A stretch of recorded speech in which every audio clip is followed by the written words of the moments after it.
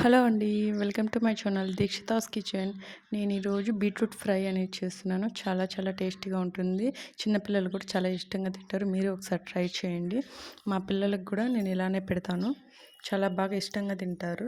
2 పిడిసలు అన్నం ఎక్కువే తింటారు. ఫస్ట్ ఒక ప్యాన్ పెట్టుకొని దాంట్లో ఒక ఆయిల్ వేసుకొని ఆవాలు, జీలకర్ర అది పోపు దినుసులు అనేది కొంచెం యాడ్ చేసుకోవాలి. అవి ఫ్రై అయినాక కొంచెం కరివేపాకు వేసుకోవాలి. కొంచెం కరివేపాకు వేసుకున్న తర్వాత మనం ముందుగా తురిమి పెట్టుకున్న బీట్రూటు, నేను ఒక పెద్ద సైజ్ బీట్రూట్ గెడ్డ తీసుకున్నాను. దాన్ని తురిమి పెట్టుకొని మా ఇద్దరు పిల్లలకి నాకు సరిపోతుంది. అందుకనే తురిమి పెట్టుకొని దాంట్లో వేసుకోవాలి. వేసుకొని నూనెలోనే బాగా వేయించుకోవాలి. మీడియం ఫ్లేమ్లో పెట్టుకొని బాగా వేయించుకోవాలి. ఎందుకంటే మీడియం ఫ్లేమ్లో పెట్టుకుంటే సాఫ్ట్గా వేగుతుంది. చాలా చాలా సాఫ్ట్గా వేగుతుంది కాబట్టి మీడియం ఫ్లేమ్లోనే పెట్టుకొని వేయించుకోవాలి. దాంట్లో బీట్రూట్లో ఉన్న పచ్చివాసన అంతా పోయేంత వరకు బాగా వేయించుకోవాలి. వేయించుకున్న తర్వాత 4 వెల్లుల్లి రెబ్బలు కూడా దంచి వేసుకుంటే చాలా టేస్టీగా ఉంటుంది తినేటప్పుడు.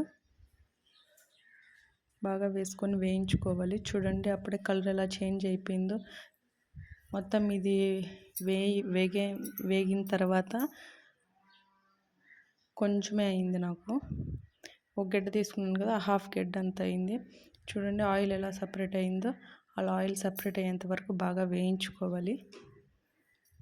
బాగా వేయించుకుంటేనే ఇది టేస్ట్ బాగుంటుంది. పచ్చి పచ్చిగా చేసుకుంటే టేస్ట్ అంతగా బాగుండదు. బ్లడ్ ఇంప్రూవ్ అయ్యేకి చిన్నపిల్లలు కూడా బాగా తింటారు. వాళ్ళకి పెట్టండి, చాలా బ్లడ్ ఇంప్రూవ్ అవుతుంది. నేను దాంట్లోకి లైట్గా సాల్ట్, లైట్గా కారము, అలానే కొంచెం శనగగింజల పొడి కూడా వేసుకున్నాను. లైట్గా ఎందుకు వేసుకున్నాను అంటే పిల్లలు కూడా తింటారు కాబట్టి లైట్గా వేసుకుంటే బాగా సరిపోతుంది. వాళ్ళకి ఎక్కువ కారం వేస్తే తినలేరు కదా, మనం తినే అంత కారం వేసుకుంటే తినలేరు కాబట్టి ఆయిల్ ఇలా సపరేట్ అయ్యేంత వరకు బాగా వేయించుకోవాలి. ఓకేనా? నా వీడియో నచ్చితే లైక్ అండ్ సబ్స్క్రైబ్. ఓకేనా? Bye bye.